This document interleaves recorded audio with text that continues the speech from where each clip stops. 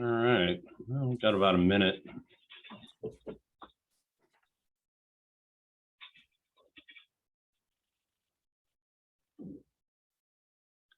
Jason, I heard today you're stepping off Monterey One Water Board. Yes, I guess that's the consequence of not getting reelected. Oh, so you're off. Yeah, I'm no longer going to be a council member as of the beginning of December. Okay. Yeah. But, I'm sorry to hear that. Or maybe I'm happy to hear that. thanks. No, I liked being on several of the boards I enjoy being on, and I am going to be able to stay on the Police Management District Board for another, or Regen Monterey Board for another couple years, because that's a 4-year appointment. Right. Yeah, I remember Sue McLeod did the same, and there was one other one. Maybe it was Libby Downey. Yes. When their term expired, they got to stay with the newly rechristened Regen. Yes. Cool. And nothing personal, but it's a great board. Is it? Yeah. They do good work. Yeah. I never would have thought that garbage would be so interesting. Oh, I'm laughing. Sometimes I think I'm in the garbage business. All right, I'm going to do a quick check. We've got Susan Schivoni, we've got Jason Campbell, we have Melody Crislock, we have Marley Melton. I see Mike Rachel on there. I see Adam, and I see John. And I recall seeing, Joelle, do you recall seeing that Bill Peak could not make this meeting? Right, we're not be making it. Okay, so that just leaves Kevin, and we'll go ahead and get started and see if Kevin arrives in a little bit. So welcome, everybody. It's fast times in the water world, a lot going on, but very little going on with respect to the taxpayers' lawsuit, the water supply charge, and other things. We will get to some general conversation in a little bit, but let's take a quick look, see if we have any public. We have Director Edwards.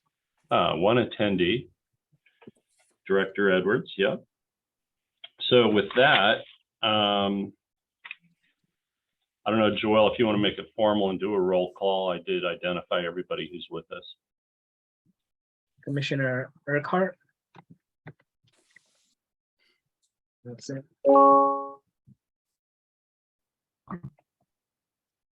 Is that your? Okay, we'll just Commissioner Rachel. Here. Commission member Tully. Here. Commission member Pinterest. Yeah, I think we need to call them panelists, since we're not a commission, we're a panel, if that's okay. Present. Panel member Melton. Here. Panel member Crislock. Here. Panel member Peak. Absent. Panel member Campbell. Here. Panel member Schiavone. I'm here. We have a quorum of the panel. Excellent. Well, welcome everybody again. At this point in time, we'll open it up to any comment from the public on items not on the agenda. If the public would like to speak, go ahead and raise either of your hands.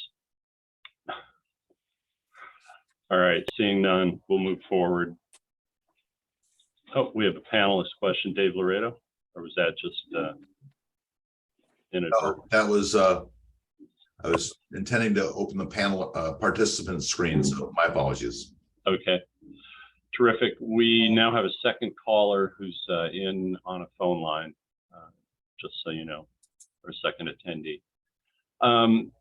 With that, I'll be looking for a motion to adopt the committee meeting minutes of May 12th. So moved. Second, Second was Marley. All right. Since we're electronic, Joelle, go ahead and do roll call. Panel member Schiavone, aye. panel member Campbell, Yes. panel member Peak, absent. Panel member Christoph, Yes. panel member Melton, Yes.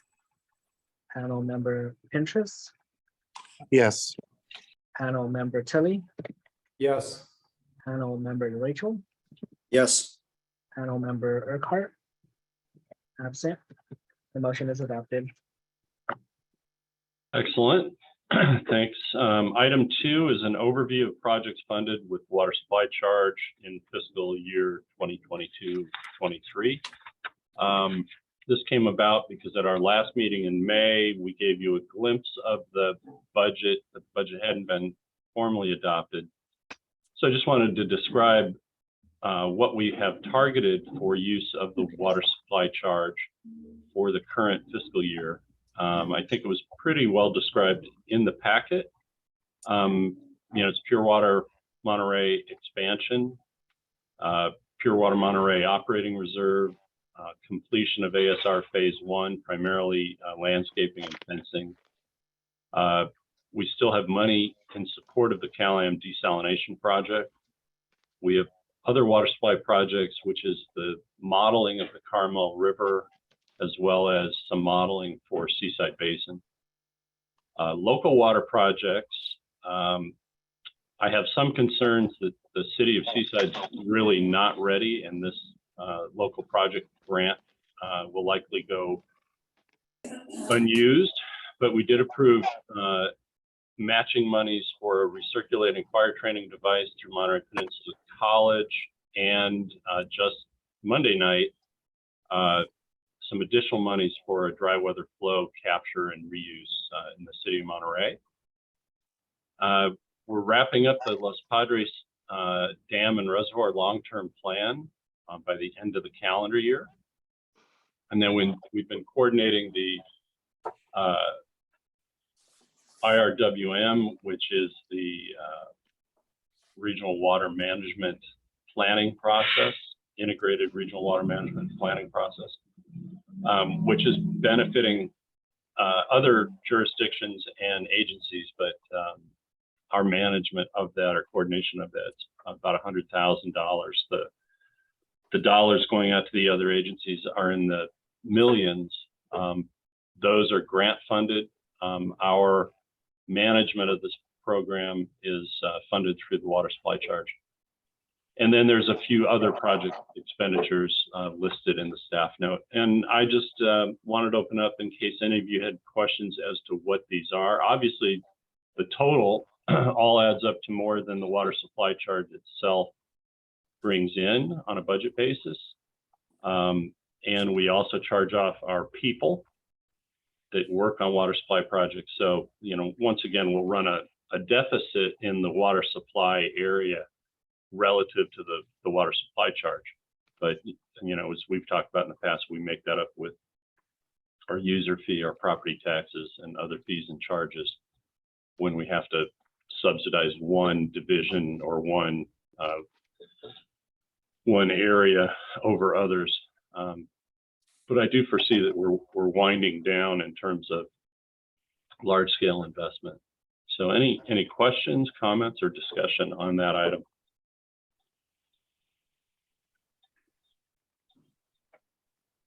All right. Oh, John. Yeah, go ahead, John. In particular, the Cal-Am desal, I actually, my agenda is not loading off the website, but I just, from memory and notes last night, one of the expenditures was Cal-Am desal. Right. What is the exact nature of the use of those funds? Yeah, so it's kind of a placeholder.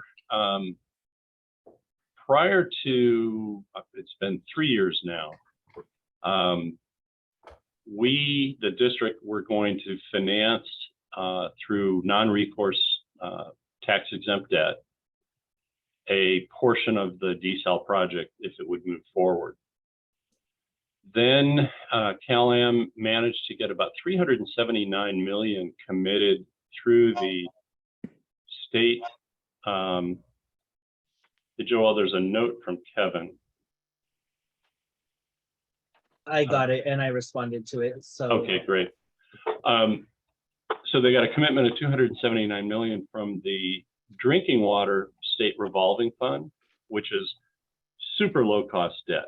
You know, it's like 1/2 the most recent general obligation borrowing rate of the state. So the district and its investment bankers and bond counsel said, you know, that makes more sense. It's less complex.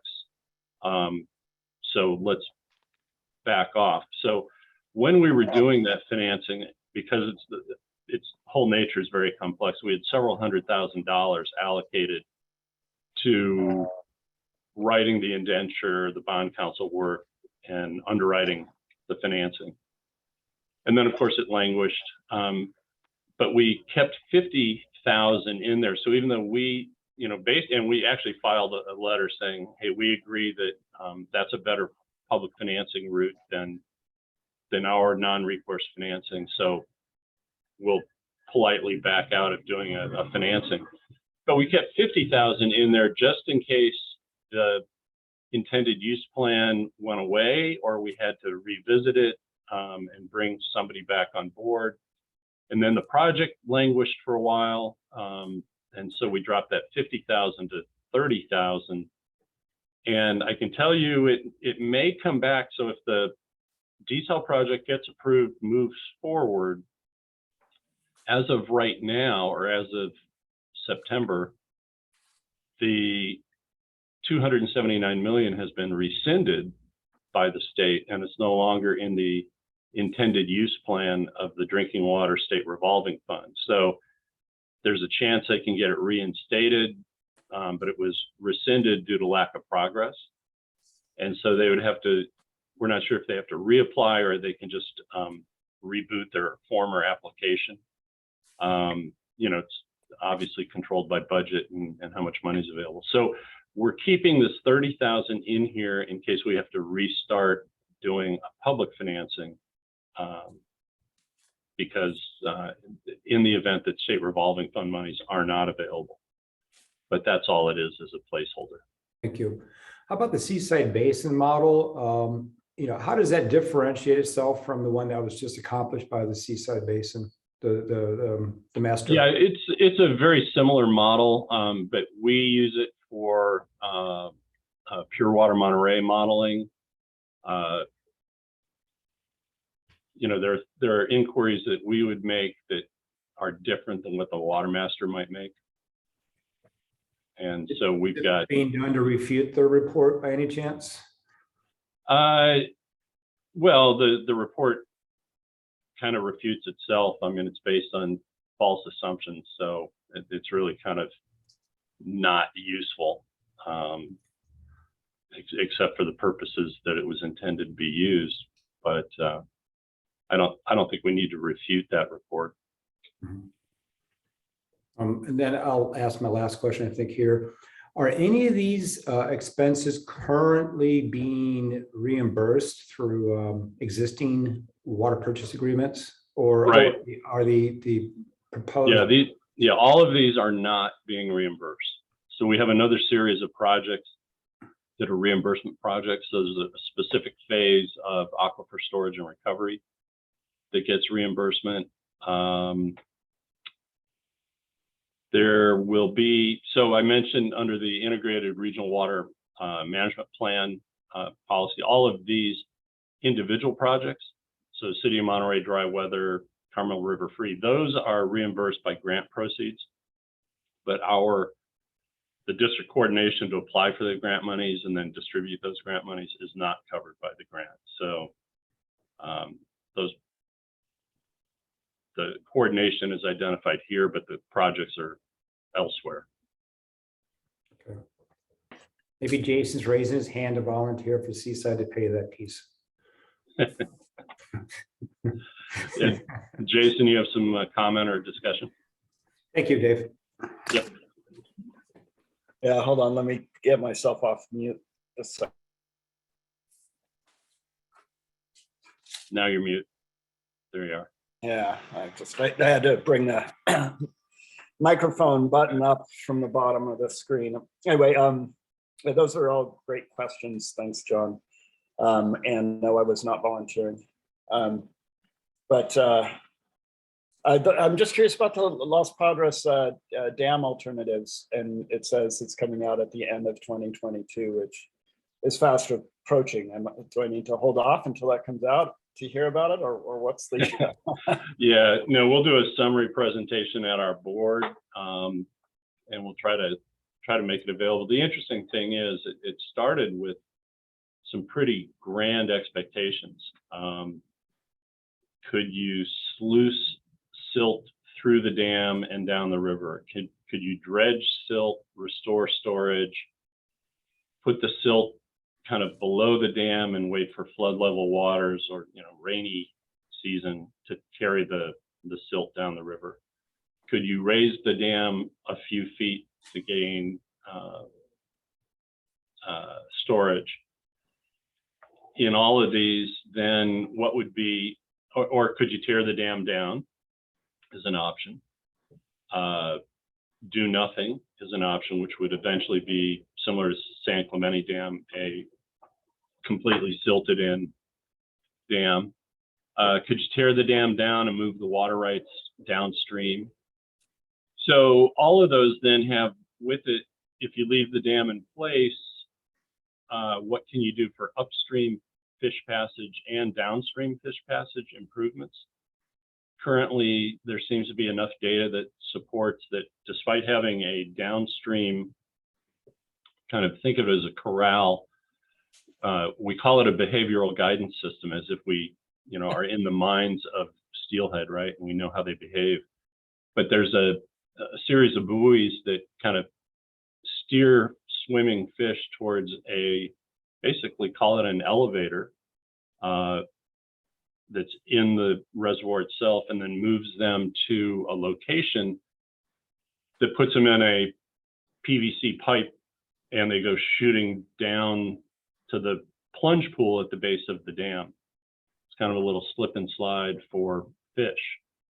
The data shows that many fish are bypassing the behavioral guidance system and throwing themselves over the spillway when it's spilling, which, as you can imagine, a concrete spillway is not really good for fish scales, and probably get a pretty mean headache. So, and there is some depth at part of the spillway, but if they get themselves kind of to the edges of the spillway, it can be a bumpy ride. So each of the options about what to do with the dam then include, as I said, upstream and downstream fish passage. So there's a section in there as well. And for each upstream, there's kind of a cheap version and an expensive version. Same thing with downstream, a cheap version and an expensive version. So the various options are coming together. Well, they're pretty much together. They're writing the last section of the report right now, and all comment has been taken on it. So we should see that, hopefully within a month. But I think the conclusion is going to be it's a massive undertaking, way more expensive than the San Clemente Dam decommissioning. And so leaving it in place or taking it out are going to both be extraordinarily expensive. And I think the ratepayers around here are going to look at that and say, please, not now. I really don't want to deal with this issue on top of water supply, on top of San Clemente Dam, on top of the rates that we currently have. So that's where we think it's headed, but at least we'll know better what it's all about. I do know that the fisheries people that kind of harbor a notion that there's two interesting things about managing a river with a dam or having no dam. When you have a dam, you can release waters later into the summer. So you've got a wetted front of the river longer, and that helps fish who are down in the reaches of the river. if you remove the dam, then you have, you run the risk of there being dry river down earlier in the year. But the theory on that side is that the fish work their way upstream to where the river's still wet and, you know, survive it. And so there's kind of two schools of thought. And I think what I'm kind of sensing right now is there's still a contingent of the National Marine Fisheries Service who'd like to see the dam removed and restore Carmel to 100% natural, if you will. Natural is not the perfect word because it's a very engineered river as it is right now. But then there's a group who says, no, keep a dam in place so you have more water longer into the summer. So it'll probably result in more studies. Okay. All right. So clearly it'll be, it's been thought out and some various things are thought out, but definitely no concrete answers coming out of this. Yeah. Dave, this is Kevin. Hey, Kevin, you made it. Great. Yeah, I finally debugged it. One thing about all those studies, and I'm not up to date on them, as many of you maybe, is are they considering the effects on local water supply up there and fire suppression if they remove the reservoir? Yeah, so Kevin raises a very good point. So we've got a strong contingent from Kashawa area who really wouldn't like to see the dam taken out. That reservoir is used for what's called a dip during wildfires. And so the helicopters come in and they drop their big bucket and pull water up from there. And then in the Sobranes fire, below the dam, the plunge pool was tapped with some hoses to fill tankers. Correct. And then at the confluence of Kashawa Creek and the Carmel River, one of those big orange pumpkins, which is like a kind of like an oversized children's pool, was put in place, and it was filled by pumping water out of the Carmel. And so, yeah, there's some very strong concerns expressed by the folks way up the watershed about losing that reservoir for fire suppression. It's a good point, and I'm sure that will come out in the comments. I know they're watching it carefully, but you know, it's. And just the fact that their wells would go dry X months of the year, except in really wet years. The people in the confluence, not up Finch Creek and the other areas, but the people right there, you know, where Kashawa Creek joins the Carmel River. I think one time we figured out they were pumping up to 1.7 cubic foot per second, you know, of surface water depression at peak, not all the time. Yeah. But so they could be in big trouble for water supply if that vanished. And I just wonder if that had been discussed, because of course dams aren't good for fish, but Yeah, but yeah, you know, that's an interesting one. So yeah, 1.7 gallons per minute, they would be 1.7 CFS per day. Oh, CFS. Yeah. Instantaneous rate max. Yeah. Which would still kind of at certain times possibly be more than the river flow itself. And so, yeah, they'd be at risk. Yeah, I don't know. I have to talk to the staff to see if that one came up. That's a very interesting one, Kevin. It's just one of those things that under CEQA, you might have to do some kind of long-term quote unquote mitigations for. Yeah. You know, you're removing an urban water supply for X number of people. That's kind of one of those little nits that gets forgotten in the big picture of trying to make the river better. Well, and where that would come out would be if they decided to act on one of these projects, then you'd be back into the environmental review. But yeah, it's a good one to keep on the list. Anybody else with hands raised? Okay, seeing none, we'll move forward to item 3. Suresh, did this get into the packet, Joelle? I know we were kind of on the timeline, or did you send it as a supplemental? I think it made it to the packet, in the packet. Okay, yeah, it's It in the made packet. it in the packet. Yeah, okay, so it's in the packet that was posted and distributed, so great. Suresh, go ahead and walk people through the exhibits. Yeah, okay. So good morning, everyone. So we do have 3 exhibits, A, B, and C.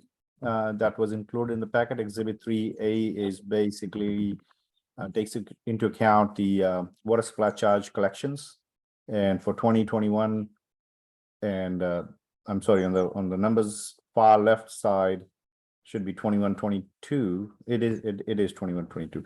So the total collections for fiscal year ending June 30th, 2022 was $3.39 million against a $3.4 million budget.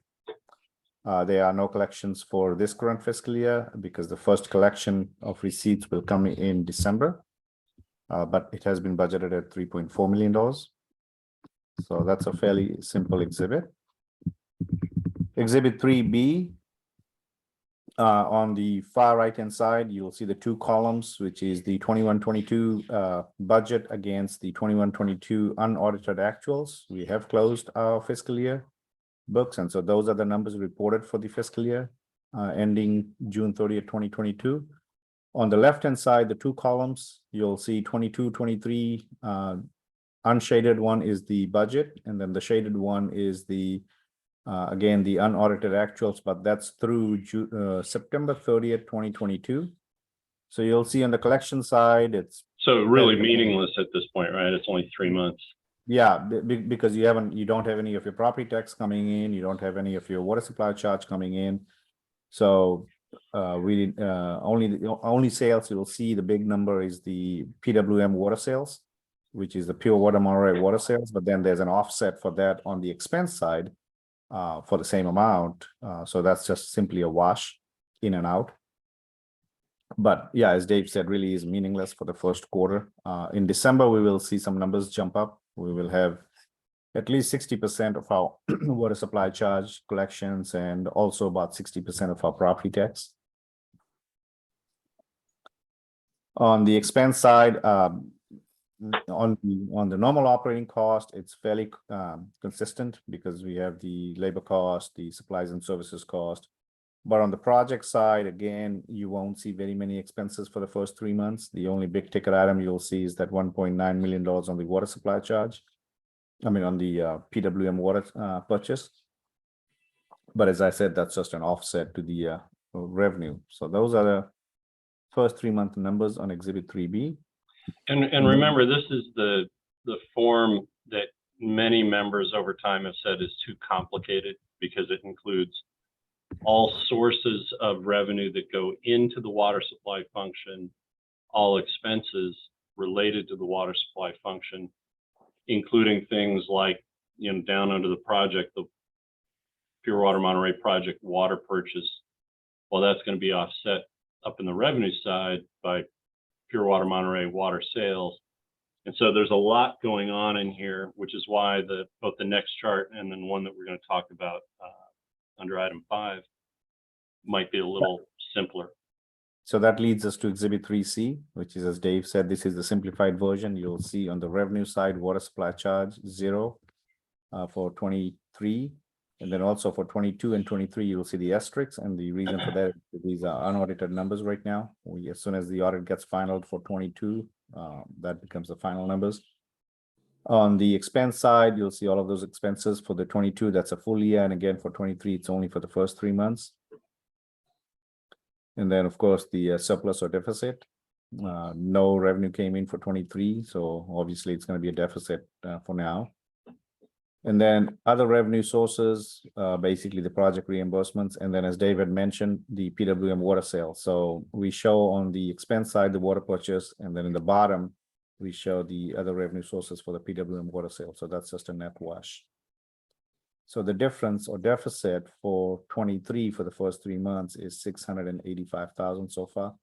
And then for 22, against all the revenue that came in, which is water supply and the PWM sales and the project reimbursements, we had expenses to the tune of $16.7 million and revenue only of what's that, 10, 13, $14 million. So we had a $2.4 million deficit for fiscal year 2022. So this is the simplified version.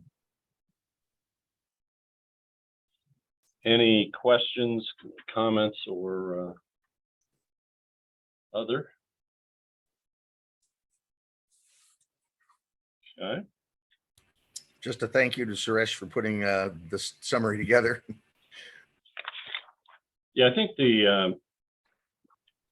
some of the discussion, Mayor Peak last time asked for something that we're going to see when we get to item 5, but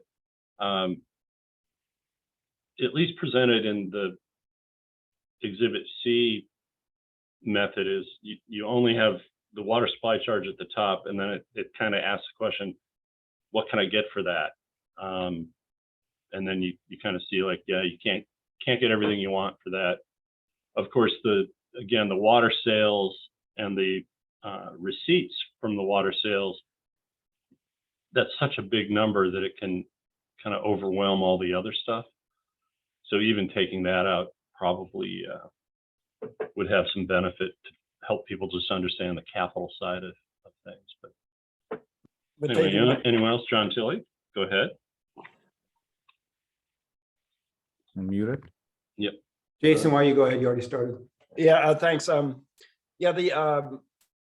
again, as you mentioned earlier, these deficits, these ongoing deficits are being funded by other revenue sources. This is just an example of we are spending more than what the water supply charge provides. Yeah, and this is where it comes into board policy that was adopted, a couple of years ago, which is as surplus monies come in from the user fee, we will apply those first to attempt to pay off the Mechanics Bank loan, to pay off or to repay the deficits that were taken from other funds, other accounts, and then start creating a fund to sunset some portion of the water supply charge or the user fee, basically budget at a level lower than what's authorized so that you wouldn't collect as much. But, we're not there yet because we're still paying off the Mechanics Bank loan, and we're still paying off or paying back some of the interfund transfers. But, we're getting closer, I guess. Great. John, you have a comment? Sure. I wish the Mechanics Bank loan had already been paid off. It's an obligation that was seminal to the genesis of the 152 committee and the water supply charge itself.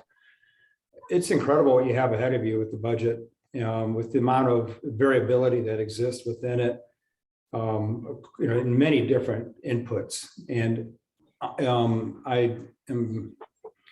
if I'm on a board of this nature and some of these possibilities were occurring, I would be asking for budgets that examine some of these distinct possibilities to your funding streams.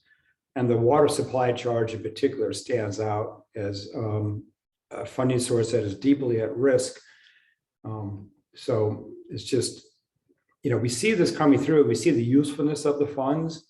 I don't always agree with how funds are getting spent by the district, in particular to legal fees, but it certainly is apparent that these funds are needed for water supply projects. Thank you. Okay, anybody else? Comments, questions? All right, so we'll put this item to bed. It takes us to the annual report, and based on our conversation at the last meeting, we're going to try to use this opportunity to talk about topics and general direction, and then try to bring a draft back for the January meeting where you can finalize a report.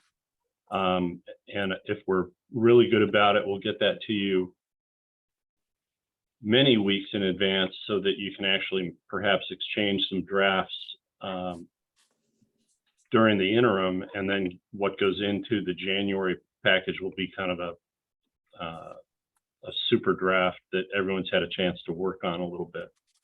I did include in the staff report topics that have been covered in the past, and you can see many of them are the same topic repeatedly, because those are of primary front of brain interest. The dual collection, Local project funding was very important early on and less so now as we've kind of run out of projects, or the cities have run out of projects. But I leave this to you to kind of define what it is you collectively would like to have discussed in the proposed annual report to our board. And I know not everyone will be of like mind, but I'm willing to take that now, or if you come up with some other method to get your thoughts out, we can work with that as well. Marley, you have your hand up. And you're mute. There we go. If the Los Padres Dam project turns out to be quite expensive, is any of that expense eligible as a water supply project? Would that be anything that one would need to begin Yes. to include? So Yeah, so yeah, if it was decided that either dredging or a slight dam raise was the way to go, so leave the dam in place and improve its efficiency. You could even make the case for annual silt management or sediment management as being related to water supply. So yes, they could be. I think the numbers are going to be so high that it's the type of thing that would have to get financed. thank you. And then the other thing that I have been impressed with, even though it's not terribly large amounts of money, is the district's work in coordinating funding for other projects in other jurisdictions or for other agencies.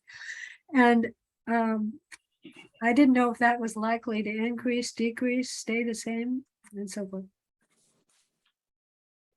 Which I don't know. I don't have the details right in front of me. I think it's only $100,000. So it's a very small portion, but it seems to be a portion that makes a big difference. so you're talking about our IRWM coordination activities, yeah. Yeah, and also some use of the water supply funds to help Monterey, Seaside. Yeah, exactly. Yeah, those will continue, and that's where, you know, the proponents of fully retiring the water supply charge would say, well, just pay for that out of your user fee. And it will be a balance at some point.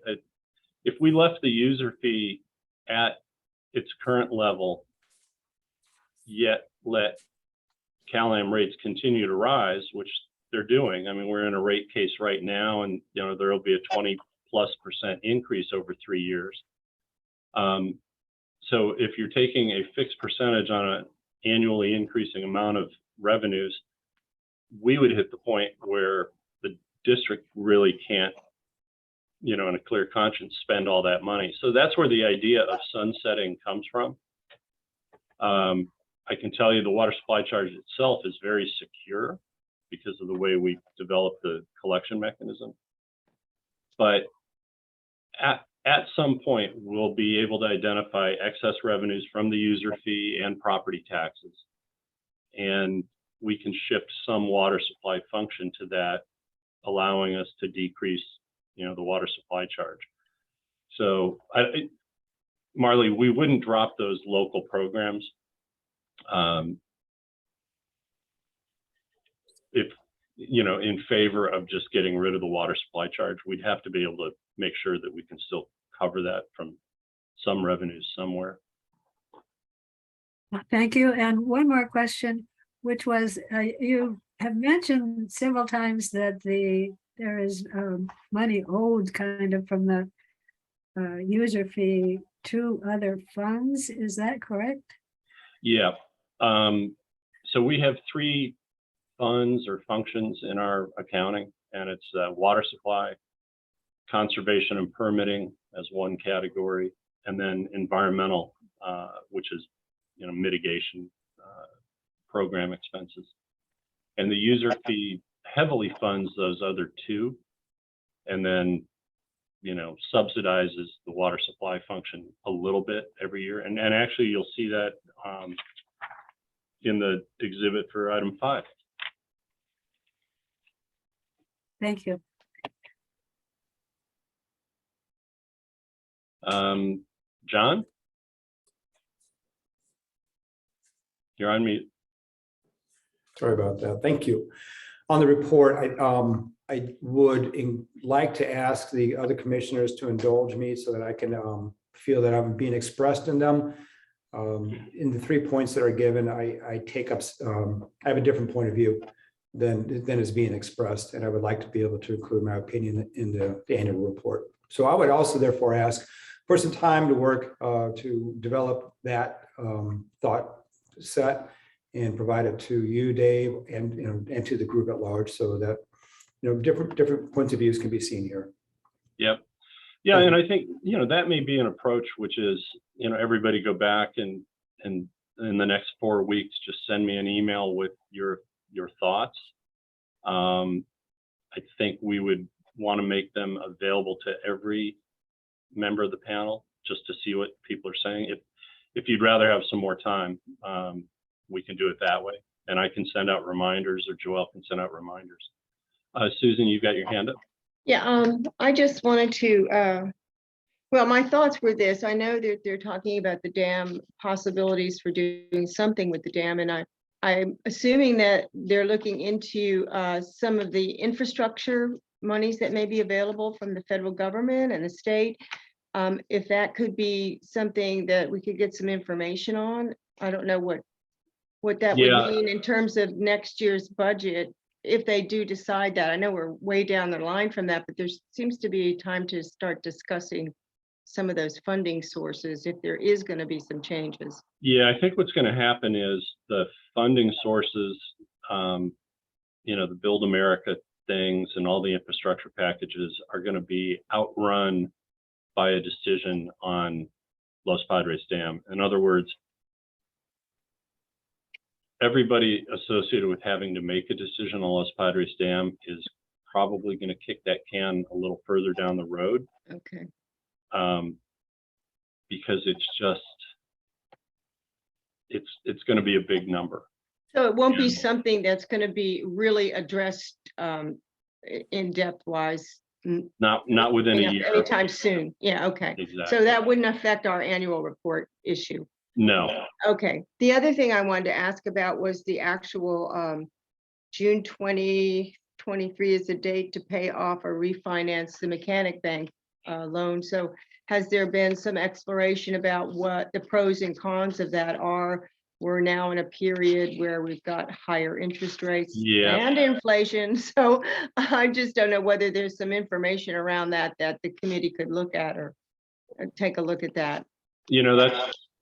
That's a good topic we'll bring back at our next meeting, because we are starting to reach out on refinancing, and you're absolutely right. The interest rate environment is not helping. One of my friends in the investment banking industry actually had an opportunity for County Water Resources Agency to refinance a piece of refinance the remaining outstanding balance of a loan that they had, and put money in their pocket, and they diddled and dawdled and waited, and now they're not in the money anymore because of rising interest rates. And that's kind of a little bit our situation. We could prepay it, but we couldn't refinance it with the current Mechanics Bank people today. They're going to wait until we're right up towards the cliff, the balloon payment date.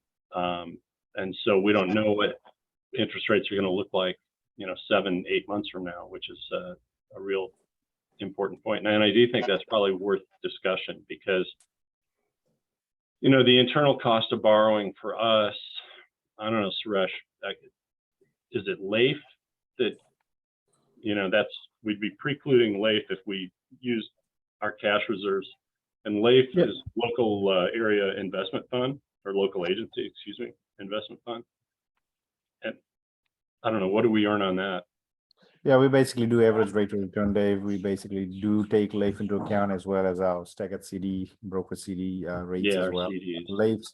LAIF's paying somewhere around, probably around 1%. Yeah. Still, it's slowly, So, gradually so going if up. we use our cash, we're giving up 1% to pay off something that if we refinance it, it could be 3.25%. Right, You know, so yeah, we should have a discussion about what those options are. That'd be Right. fun. thank you. Jason. On mute. There we go. So John mentioned those three topics, and I'm not sure if John was referring, and maybe you can answer this. Were you referring to the three topics that were brought up in last year's report? Page 17 of the agenda from today. Yeah, that was the 2021 annual report. You're right. Okay, yeah, the reason why I bring that up is I mean, absolutely, if you want to, you know, I believe in the past we have Dave or whoever drafted this has written in, you know, the minority opinions pretty well into these reports, and certainly I don't think we should stop doing that. But I was going to suggest, just throw that out there as a suggestion, that perhaps we don't even mention Measure J costs again, because we've done that every time, and I feel like we're you know, I thought that issue is resolved. So I was just thinking what we could remove and not put in the report. And then as Susan brought up, I think this refinancing of the Mechanics Lien Bank would be a significant topic to at least, you know, it's going to happen in June before our next report. So it might be something. Yeah, and just so you understand, the Mechanics Bank loan is secured by the water supply charge. So it represents a barrier to sunset. And I know that some of the more fiscally conservative members of this panel have said, well, you got to get that thing out of the way. I mean, now you could obviously sunset a portion and still be able to pay off the loan, but I don't think that the bank would appreciate reducing your revenues that are pledged. Even though they don't need all of those revenues, you're still diminishing the credit. If you were to say sunset half of the water supply charge. So I think that you are correct that as long as the loan is outstanding, there's a claim on the water supply charge. And so it's a bit of a barrier for anybody who does want to sunset.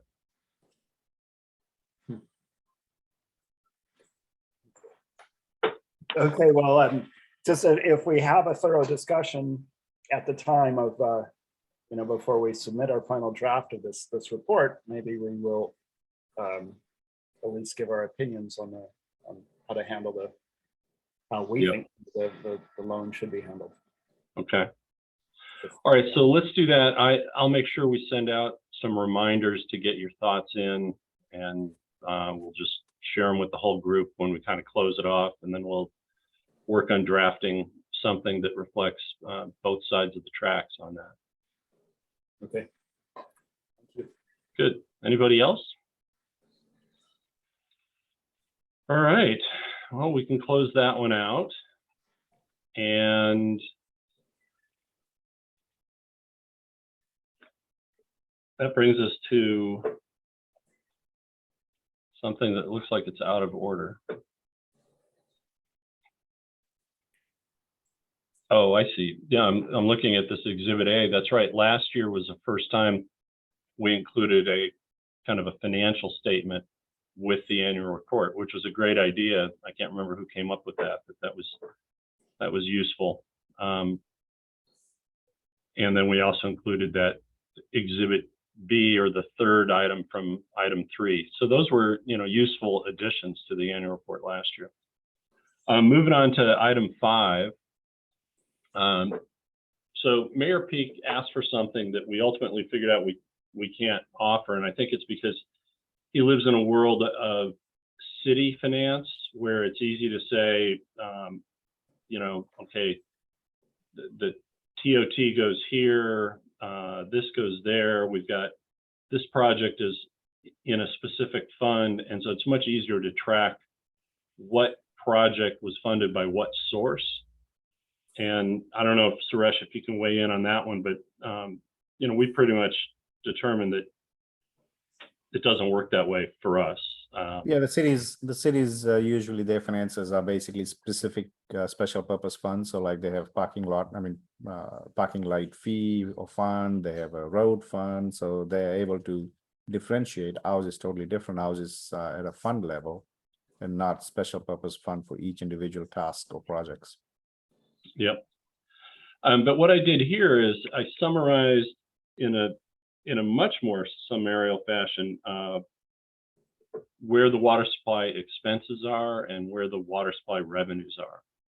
And what's interesting is if all we looked at was capital, then, and that's a very top line, you know, projects and capital outlay, then the water supply charge itself, you know, it's close, but still insufficient. But we've been really busy the last few years. And so we can kind of get our way out of that by fewer project expenditures going forward.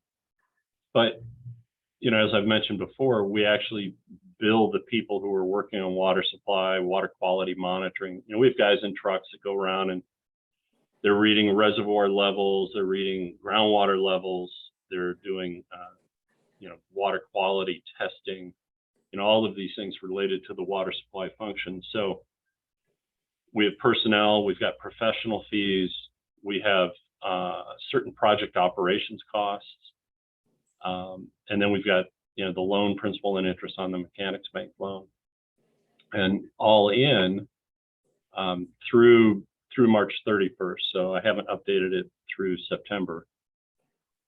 But, and I guess what this doesn't say is this is from 2013 to March of this year. So we've got this 58.8 million of expenditures. And then how did we pay for that? You know, this is very similar to the graph that has the yellow column, but it's, you know, got rid of a couple things like water sales and so forth. So how we paid for it all was the water supply charge, reimbursements by others.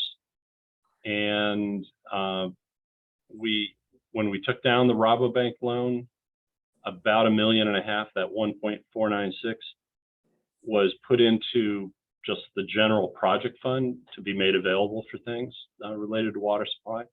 The rest was used to actually repay internal funds that had been used. So the original idea was we would borrow from ourselves and then repay it with a 1.2% adder on the, which actually went through the proper noticing under Prop 218. But there would be, in that user fee, there's 1.2% that was specific to aquifer storage and recovery. And so the idea when we first started building ASR was we'll take internal district funds and then we'll collect that little 1.2% over time and we'll repay ourselves. Instead, what we did, we took down 4 million, we took 2.5 million, repaid ourselves, and then and of course that was because the user fee was non-existent at that time. And then the remainder that you see here went into just general purpose for water supply.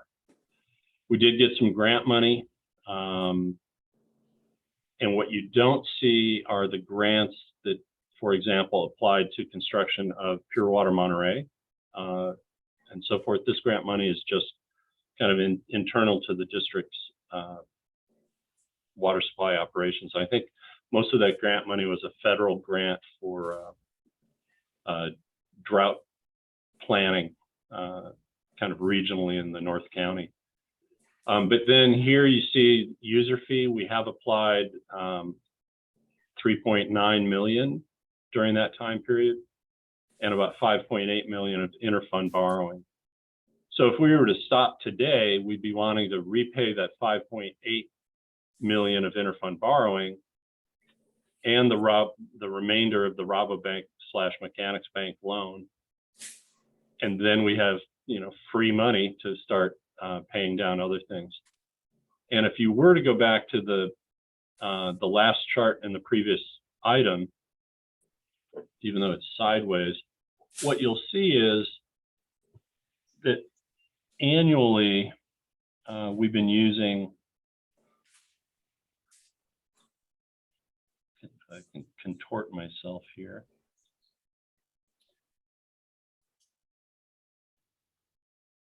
Well, let's see, project reimbursements, water sales, grants. Well, so the user fee is not in there, but basically we've been using about $800,000 a year from user fees to subsidize the water supply function, you know, kind of on average, if you will. This year, our budget includes $792,000 of user fee coming over to the water supply side, but we collect about a little over 4 million of that. So that means those other two units, the conservation and permitting and the environmental mitigation area, basically uses about 3.8 million of user fee versus the 800,000 that's coming in here. So it's kind of how it all ties together. Any questions on this item? All right. Well, with that, the last item on the agenda are topics for future meetings. The refinancing of the loan has already been thrown out there as one. Obviously, the draft annual report will be on the next meeting. I would like to let you know that on November 4th, we'll be in Superior Court on the taxpayers' lawsuit. Dave Laredo, I don't know if you can tell us what's expected there, and is it only on the reverse validation item? No, that's not the reverse validation. That's the original. That's the chat. Well, the original was the Taxpayer Association lawsuit, the first one. This is the renewed lawsuit, what we call MPTA 2. This is the trial before Judge Panetta in Department 14. It's set for 10 a.m. on November 4th, but the indication from the court is that it may be continued from 10 till 1:30 p.m. for the trial. But we're anticipating that that will be a single day trial before the judge. And then on November 22nd, there's a case management conference, and that's on the third MPTA case. That's the reverse validation case. And that's just a case management conference to discuss with the judge the future direction of that case. And of course, it may be known what the result is in the trial, but it's possible to not. So, but that's at 9 a.m. also before Judge Panetta. And you know, I guess we can just tell this group that if we get a favorable decision, there's a chance the taxpayers might appeal. And if they get a favorable decision, there's a likelihood that we will appeal. So, you know, it doesn't mean it's resolved after this November 4th trial. All right, any questions, any other topics for the next meeting, or any curious questions about what's going on in water supply that maybe I have an answer for? Seeing none. I'm slow on the click, sorry. I was just curious about being out of the loop these days. Why the state board hasn't rescinded its control of water issues, given that Cal-Am is fully off the river as of last December? Yeah. So lifting the CDO is a little bit like. And Dave, I'm going to ask you to keep it on the shorter side, Yeah, because this is not on our agenda. Yeah. So basically, you don't want to be in the principal's office again. So even though Cal-Am has shown that they're able to stay under their limit, they haven't been able to show that there's a permanent replacement water supply. And so the state continues to say, well, we need to watch you very carefully, because an uptick in demand, you may hit the river and exceed your limit. And so we're not ready to eliminate the CDO. And so there's going to be posturing going forward as to if pure water expansion moves forward, is it sufficient or is it not sufficient? But there will have to be evidence presented. There will probably be a workshop held by the State Water Board. And then they'll make a decision whether they can rescind it. So yeah, and in fact, the State Water Board has said, hey, you know, you just started January 1st. We haven't even seen an annual report for the calendar year that shows that you did in fact stay under your limit. So it was a very clever way to say we don't have to take any action. So that would be then like in future meetings next year, you know, that would be a topic to have like on the bottom of the list if it affects our ability to do any water supply projects or things like that, or interferes with, you know, 152 responsibility areas. That's why I asked. Yeah. Good. Anybody else? Susan, have you found a water-related forum for every day of the week now? Yeah. There are a lot of them. Yeah. All right, everybody. Thank you for joining us, and we'll be in touch on the annual report topics. Thank you. Thanks, Dave. See you at the Hey, next thank meeting. you, everybody. Take care. See you around. Thank you. Take Bye. care. Very much. Thank you.